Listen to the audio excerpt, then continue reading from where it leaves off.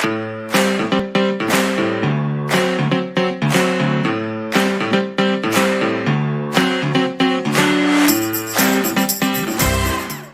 warahmatullahi wabarakatuh. Halo teman pemilih ISEKA Wartaka, semoga buan ya. Jumpa bersama saya Nisa di podcast KPU Kabupaten Pasir. Teman pemilih, wartawan berperan sangat krusial dalam demokrasi, di antaranya melakukan pengawasan terhadap kekuasaan, menyajikan informasi objektif, berimbang, edukatif kepada publik, memastikan transparansi, mencegah penyalahgunaan wewenang, serta melawan disinformasi untuk menjaga kesehatan demokrasi. Nah, pada kesempatan kali ini saya sudah bersama dengan narasumber istimewa, perwakilan wartawan Pasir, Bang Tommy. Makasih Bang sudah meluangkan waktunya mampir Terima di kasih banyak. podcast KPU Kabupaten Pasir. Boleh kenalin diri dulu nih Bang, sudah berapa lama jadi wartawan dan biasa liput isu apa aja nih di Pasir? Oke, baik. Ya, perkenalkan, nama saya Tommy Wirahadi Wijaya. Saya bekerja di Surat Kabar Harian, tepatnya di Balikpapan Pos. Saya menjadi wartawan sejak 2019 sampai dengan saat ini masih menjadi wartawan. Kalau hari-hari untuk meliput isu-isu, kita banyak meliput pemerintahan, kepolisian juga. Kadang juga isu-isu yang menarik lah, yang lagi booming-booming di Pasir itu Wah, selalu kita ya, itu kita jangan sampai ketinggalan tuh. kalau booming sekarang apa Bang? Yang sekarang belum ada sih, nggak Belum ada terlalu ya, masih plat-plat aja. flat-flat aja, mungkin ya kayak banyak fasilitas-fasilitas yang lagi dibangun oleh pemerintah daerah, itu kan kita publikasikan. Habis itu juga venue-venue olahraga, itu kan cukup banyak nih dibangun, karena kan kita mau jadi tuan rumah juga. Oh iya bener, Forprov ya Bang. Ya, Porpom Jadi 2026 ya. sekarang lagi sibuk-sibuknya nih wartawan, memantau jalannya Forprov di Pasir Bang ya. Ya, seperti itulah. Sudah berapa lama Bang jadi wartawan?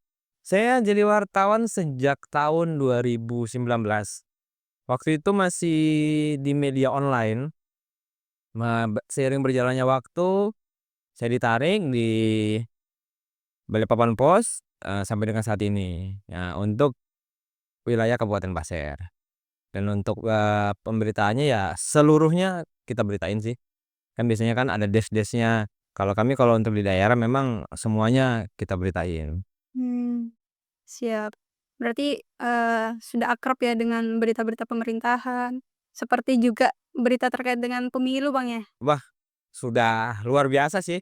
Saya ngikutin pemilu tuh dari tahun, pemilu yang 2019 kalau nggak 2020 ya? Oh iya pas banget berarti masuknya Heeh, pemilu. pas pemilu waktu itu. Terus dari situ sudah mulai mengikuti sih sudah. Ya terakhir kemarin juga, wah cukup luar biasa sih pemilu kemarin ya, Wah, dar der lihat dor. gitu. Ya, dari itu lah pokoknya. Soalnya langsung pertama kali, Heeh, langsung serentak gitu Bang ya. mhm. Dan mungkin saya mau nanya nih, sudah lama kan ngikutin ini Bang ya, isu-isu terkait dengan pemilu. Dari Abang sendiri, pengalaman atau momen yang paling berkesan waktu ngikutin liputan pemilu di Pasir itu apa sih Bang? Kalau untuk momen-momen yang berkesan mungkin cukup banyak. Ada tapi beberapa yang lumayan sampai dengan saat ini masih saya sendiri dan teman-teman mungkin masih ingat ya, dari legislatif maupun, ke pilkadanya juga. Kalau untuk legislatif sih nggak ya seperti itulah, fenomenanya ada yang sama-sama bertetangga tapi beda pilihan ya seperti itu kan. Ada yang, oh membela ini, membela itu, kita lihat ya jadi penonton yang baik. Cuma yang betul-betul berkesan tuh ketika pilkada, waktu itu pas pemilihan calon perseorangan. Iya. Waktu itu bacalon seingat saya ada 3 untuk perseorangan itu. Jadi teman-teman itu dari siang sampai jam 4 subuh itu ada di kantor KPU. Pokoknya kita update terus tuh. Iya. Jadi, "Oh ini anu lolos, ini lolos ini lolos." Nah, beritakan. Jadi betul-betul hampir 24 jam kita di kantor KPU, ya tidurnya di kantor KPU juga, gitu. Karena kepengin ngejar itunya gitu kan, karena momen-momen itu kan ditunggu nih sama masyarakat nih. Siapa sih bakal calon perseorangan, dan ternyata waktu itu yang lolos hanya satu dari calon perseorangan waktu di 2020 apa 2019 ya? Pokoknya yang waktu pertama kali Covid tuh waktu itu. Nah itu yang berkesan sih kalau untuk pemilu yang waktu itu, pilkada yang waktu itu, dan kalau untuk, pemilu yang baru ini yang di 2000 berapa Mbak ya? Lupa saya. 2024. 2024 ya? Itu lebih lebih rame, saya bilang sih lebih rame yang sebelumnya Oh iya? ya, lebih rame yang sebelumnya dibandingkan yang saat ini. Karena kan sebelum sewaktu pemilu sebelumnya kan banyak insiden-insiden Oh iya, penyelenggara-penyelenggara yang sakit, ya kan. Ya tapi 2019? ya itu kalau di 2024 kan agak kurang tuh sudah. Kalau itu sih, pengalaman yang berkesan yang kita 24 jam di KPU, makan, tidur ya di situ. Berarti sudah bareng-bareng juga ya sama staf-staf di sini. Ya alhamdulillah cukup kenal, cukup akrab banget sama teman-teman staf di KPU sih. Kalau tadi saya dengar kan kayaknya sangat mendengar ya kisruh-kisruh yang terjadi masyarakat. Wah luar biasa sih kisru-kisrunya. Dan kalau 2024 itu agak kurang ya, Mas, ya, untuk antusiasmenya. Dan kalau dilihat dari, apa ya, data itu kan antusias masyarakat ke pemilu itu lebih banyak ya grafiknya daripada ke pemilu kada itu. Kalau dari wartawan gimana sih ngelihatnya? Kalau kami melihat di pemilu sebelumnya yang di 2020 waktu itu dibandingkan dengan di 2024 kemarin, memang ada perbandingannya cukup lumayan ya. Di 2020 karena mungkin Covid waktu itu kan, eee, meskipun sepertinya kayaknya tidak antusias masyarakat, cuman masyarakat nih cukup antusias meskipun ada Covid ya. Iya, Mau datang, mau memilih, mau mendukung anunya, apa, pilihannya, calon-calonnya. Tapi di 2024 lebih agak slow down, tenang. apalagi kayak Gen Z ya. Oh, iya. Gen Z itu kan malah terkesan lebih acuh, saya lihat Mungkin kemarin. karena polarisasi juga kencang ya, Mas, ya, kalau di 2019 kan hanya 2 calon ya? Kalau 2020, 2019, 2020 itu kan ada 4 calon. 4. Oh, pilkada, Ya oh, pilkada. pilkada. Nah kalau yang pileknya kan banyak tuh. Nah, kalau untuk pilkadanya waktu itu betul-betul hanya ada 4 calon dan itu rame banget tuh. Oh, iya. Jadi yang masyarakat dilarang untuk, "Oh nggak boleh hadir nih." Gimana caranya harus hadir? Noh, kalau di 2024 sih nggak terlalu apa, yang banget itu, cuman memang saya lihat masyarakat di Kabupaten Pasir sudah mulai cerdas dalam Iya. memilih. Cuman agak kisruhnya di sosmed sih di 2024 Iya, kemarin. bener. Karena ada beberapa akun-akun yang seperti itulah, menggoreng-goreng salah satu bakal calon, menggoreng-goreng isu-isu daerah. Ya kita dari kacamata teman-teman media ya memantau dan melihat, kayak ini, oh ini anu nih arahnya sudah nggak baik nih. Kita juga koordinasi dengan pihak kepolisian, bagaimana menanggapi yang seperti ini, seperti itu sih. Jadi wartawan juga aktif, Mas, ya, menghadapi yang, apa, kisruh seperti itu, seperti hoaks dan apa namanya, menyudutkan salah satu paslon juga aktif. Kalau kami teman-teman media ini, teman-teman wartawan ini memang tugas kami adalah meluruskan informasi ya. Jangan sampai masyarakat khususnya di Kabupaten Pasir mendapatkan informasi yang setengah-setengah dan ujung-ujungnya malah kisruh. Dan itu pernah terjadi dan saya alami sendiri waktu itu berita saya digoreng. Berita saya dipotong, habis itu ditampilkan di sosial media jadinya kisruh terkait pemberian BLT waktu itu. Waduh, Wah itu kisruh banget tuh. Nah maka dari itu teman-teman media kan, meluruskan jangan sampai ada hoaks. Kita juga ada beberapa pelatihan-pelatihan kemarin, bagaimana melihat hoaks itu bagaimana, membuat berita yang, baik itu bagaimana. Maka dari itu juga kita sama-sama menjaga, supaya amanlah di Kabupaten Pasir ketika adanya pemilu. bener, apalagi tantangannya sekarang kan hampir semua orang itu punya HP ya, Mas, ya. Ya benar benar benar. Tuh kacau banget di sosmed kalau sudah ada kisruh tuh, ah. Jadi jangankan yang di Kabupaten Pasir ya, orang tua saya yang di Pasir aja orang tua saya yang ada di luar Pasir, itu sempat kemakan hoaks dengan berita-berita yang seperti itu. Nah, makanya saya jelaskan bukan seperti itu beritanya, bukan seperti itu beritanya. Makanya tugas kami kan, harus meluruskanlah seperti itu. Nyampenya sampai keluar ya? Iya, karena memang Pasir ini sempat jadi, apa ya, sorotan juga ya, di saat pilkadanya maupun pileknya cukup cukup rame sih untuk di Pasir sendiri. Daya tariknya luar biasa lah untuk di Pasir. Iya. berat ya, Bang. Kalau ngomongin beratnya wartawan nih, tantangan terbesar bagi Abang itu apa sih? Sebagai seorang wartawan dalam, menghadapi tahapan-tahapan pemilu. Oh, tahapan dulu, kok tantangannya banyak, kalau tantangannya banyak banget. Kalau untuk tantangan tahapan pemilu kan tantangan terbesarnya adalah kita harus bisa membagi waktu ya, membagi waktu karena, teman-teman media di pasar ini kan seluruh Bener, seluruh desk-nya yang kita isi. Mau dari politik, kriminal, kesehatan maupun, apa itu semuanya kita masukkanlah. udah satu orang ngurusin banyak isu. Banyak isu, tantangan terbesar aja adalah waktu. Nah, waktu kita harus update, kita harus cari informasi setiap hari, gitu loh. Maka dari itu tantangannya sih lebih ke waktu ya, bagaimana untuk datang ke tempat ini, ke tempat itu. Oh, ini ada nih, penyerahan berkas. Nah, kita harus jangan sampai ketinggalan. Jadi itu tantangan kami itu sebenarnya, kalau dalam pemilu ya, Iya. itu sih. Terus saya mau nanya, ada nggak sih, ngalamin situasi di mana Mas itu Abang ya, Abang itu dilema dalam, menulis berita soal kepemiluan, misalnya dapat tekanan mungkin dari pihak tertentu? Oh, kalau saya pribadi alhamdulillah nggak ada, untuk dapat tekanan seperti itu nggak ada. Meskipun ada juga, saya sebagai wartawan ya kita harus betul-betul di tengah-tengah. Kita nggak bisa memihak ke kiri, ke kanan, nggak bisa. Kita harus memberitakan berita yang jelas ya, apapun itu ya. Nah, banyaklah yang kejadian kemarin di 2024, isu-isunya digoreng seperti ini, goreng seperti itu. Mungkin ada beberapa teman-teman media yang diintervensi, kalau saya sendiri sih nggak ada, alhamdulillah nggak ada.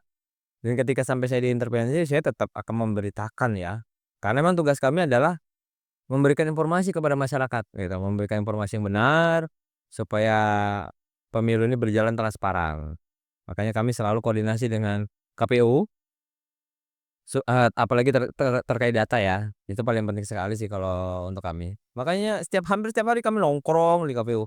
Pokoknya tungguin apa nih lagi nih, apalagi nih gitu, apalagi nih, apalagi nih, apalagi yang berita ini gitu. Apalagi nih tahapan ini nih, kapan lagi nih gitu. Itu sih kalau kalau kami ya. Siap siap. Kalau dari Abang sendiri ada nggak sih ngelihat perbedaan, masyarakat dari dulu sampai sekarang? Apakah ada, perubahan mungkin makin, kritis, terhadap isu-isu kepemiluan atau makin cuek lah, apatis terhadap pemiluan? Kalau saya melihat masyarakat, saya kan datang ke Kabupaten Pasir itu di 2017 ya, Mhm, 2017 saya datang. Kalau dulu masyarakat tuh kan, ya waktunya pemilu nih, iya. ya udah milih aja, mau milih mau enggak terserahlah. Tapi yang, berjalannya waktu saya lihat terutama yang generasi Gen Z ya, generasi Gen Z itu juga ada daya tarik kepingin tahu nih siapa sih yang milih gitu. Tapi kadang-kadang yang cuek-cuek ya Ja generasi yang sudah tua gitu kan. Kalau saya lihat sekarang, masyarakat Pasir itu cukup aktif memantau pemberitaan. Hal itu terbukti dari page view saya sendiri dalam pemberitaan Pasir itu cukup besar, cukup banyak. Ada yang tembus sampai 30.000 wow, pembaca. Berarti kan antusias masyarakat dalam membaca, melihat berita-berita pemilu itu cukup bagus di sini, dibandingkan sebelumnya. itu website ya, Mas, ya? Web ya, Wow, webnya itu 30.000 ada sampai saya kira biasanya kan di Instagram bisa, wah ini di website. di web sampai Tapi 30.000. literasi masyarakat lumayan bagus ya Ya, terkait lumayan bagus. Karena kan juga beberapa waktu lalu ketika tahapan pemilu 2024 memang, kami teman-teman media juga, berkoordinasi dengan KPU, memberikan edukasi-edukasi juga. Jadi ada literasinya untuk ke masyarakat supaya, oh mau milih yang baik itu seperti ini. Jadi kita juga ikut andil lah di situ untuk yang bantu pihak KPU lah. kemudian saya mau nanya nih, di era medsos, dan informasi serba cepat ini, tantangan hoaks hoaks pemilu ini kan sejauh mana sih dampaknya yang Mas lihat di lapangan? Wah, cukup luar biasa ya kalau untuk dampak ya.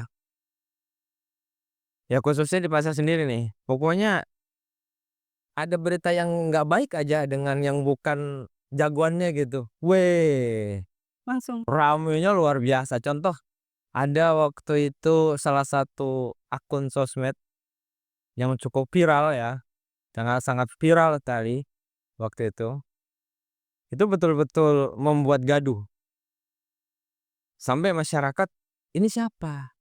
Katanya, "Ini siapa?" Jadi sosmed itu menyerang pemerintah daerah, pemerintahan waktu itu.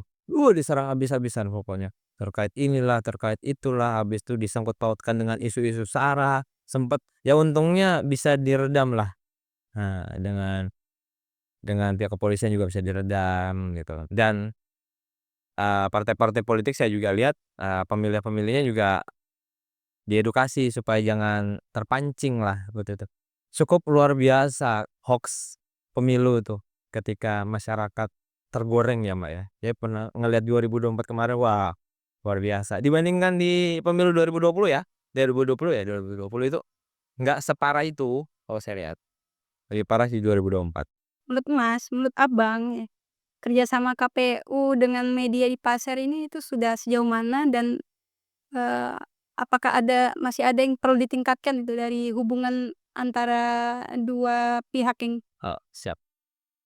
Kalau untuk apa tadi, kerjasama ya, iya, kerjasama yang baik, KPU dengan teman-teman media, menurut saya pribadi sudah cukup baik. Kami teman-teman media yang tergabung di, eee, media-media lokal maupun media, provinsi ya, gimana ya, pokoknya yang tergabung di media semua itu yang khususnya di Pasir maupun yang dari luar Pasir, semua iya diakomodir oleh, pihak KPU.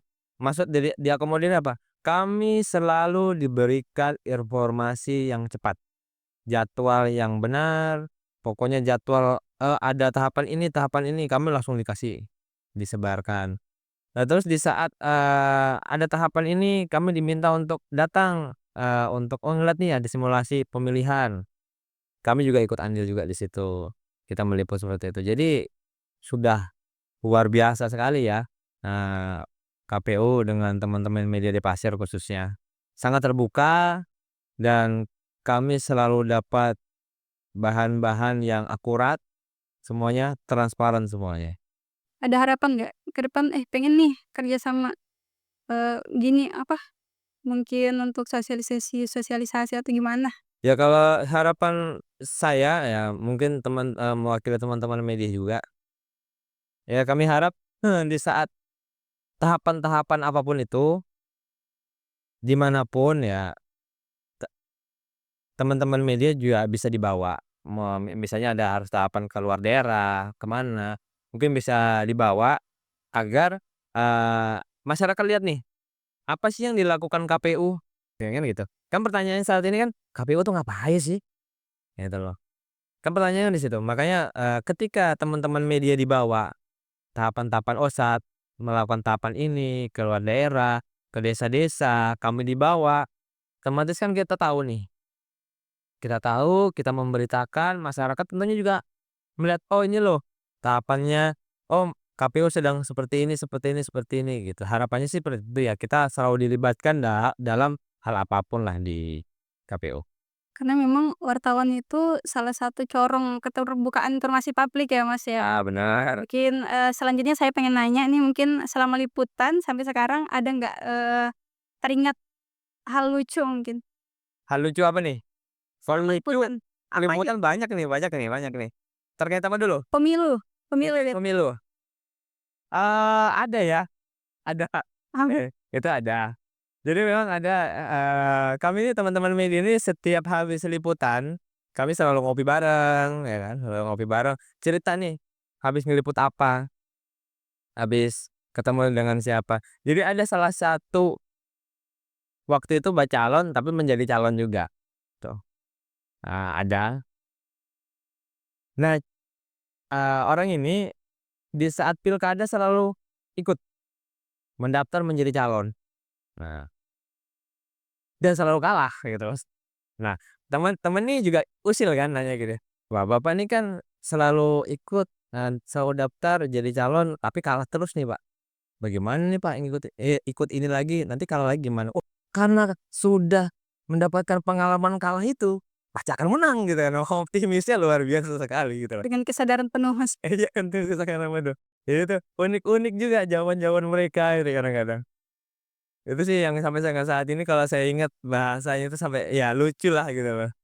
Unik-unik sih, Mbak, ya kalau liputan pemilu tuh ada yang calonnya yang begini, begitu, ada yang baper Oh, kadang-kadang iya ada yang baper ditanya gini, "Oh jangan ah," gitu. Ada itu yang seperti itu. off the record.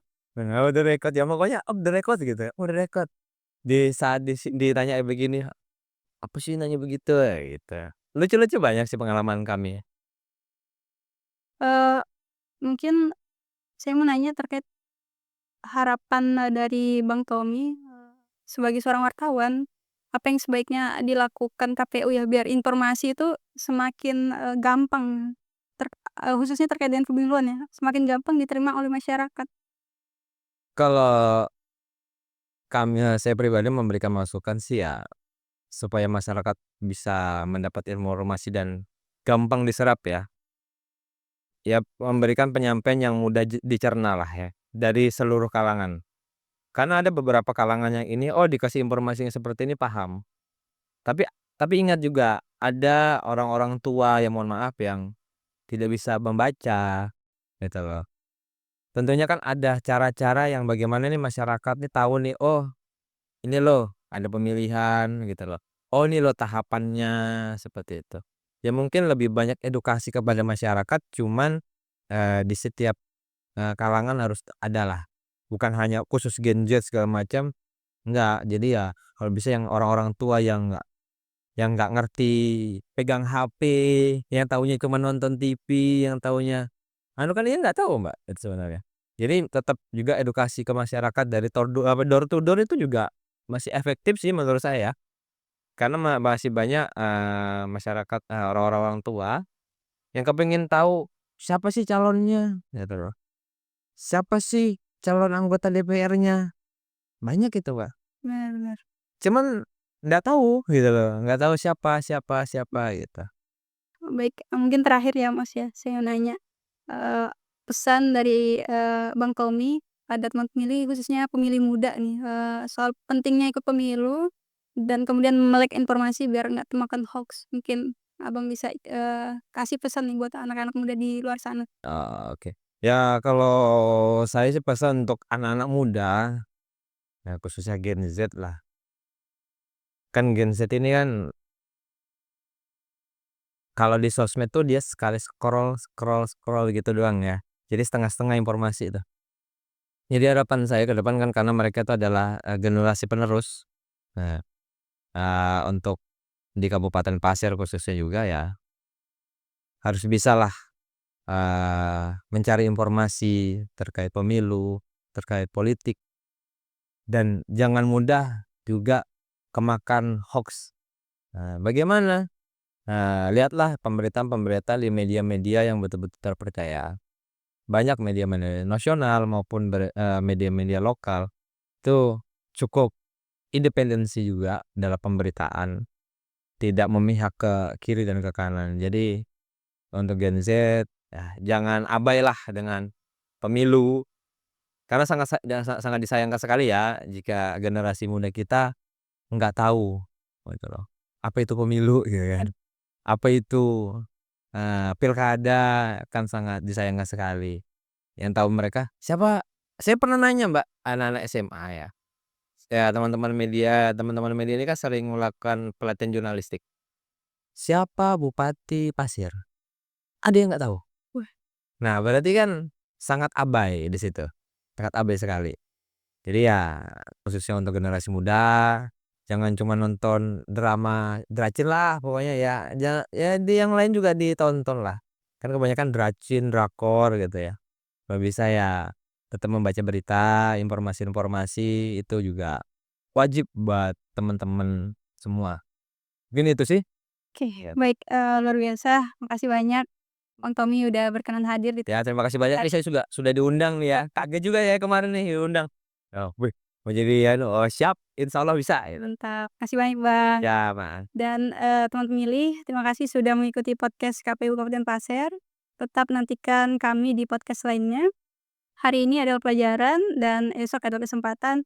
Dan, satu kalimat mungkin ini bisa mewakili Olumanin aso buen siolondo, hari esok harus lebih baik daripada hari ini. Jangan lupa subscribe, like, share, dan komen di podcast KPU Kabupaten Pasir. Makasih. Wassalamualaikum warahmatullahi wabarakatuh. Bye-bye. Waalaikumsalam warahmatullahi wabarakatuh.